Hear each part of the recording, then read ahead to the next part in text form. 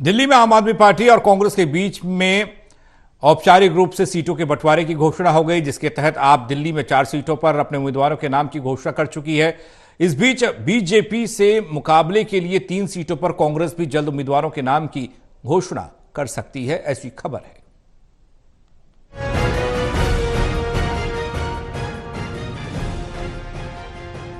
दिल्ली में आम आदमी पार्टी और कांग्रेस के बीच बीते दिनों औपचारिक रूप से सीटों के बंटवारे की घोषणा हो गई। दिल्ली में दोनों दलों ने बीजेपी से मुकाबले के लिए सीट बंटवारे पर समझौता कर लिया, इसे अंतिम रूप दे दिया, जिसके तहत आप दिल्ली में 4 सीटों पर अपने उम्मीदवारों के नाम की घोषणा कर चुकी है, जबकि कांग्रेस 3 सीटों पर चुनाव लड़ेगी। पार्टी में लगातार चर्चा चल रही है, जल्द ही कांग्रेस भी अपने उम्मीदवारों के नाम की घोषणा कर सकती है। बता दें कि इससे पहले दिल्ली कांग्रेस चुनावी रण तैयार कर रही, मैनिफेस्टो पर बैठक की खबरें भी सामने आ रही हैं।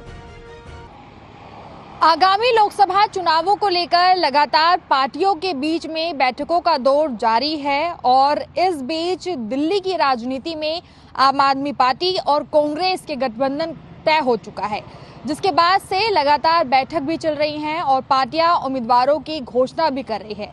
इस बीच कांग्रेस की तरफ से भी अपने मैनिफेस्टो को तैयार किया जाएगा, उसकी घोषणा की जाएगी, जिसके तुरंत बाद ही कांग्रेस की तरफ से दिल्ली की बची जो 3 सीटें हैं उन पर भी उम्मीदवारों के नाम की घोषणा की जाएगी।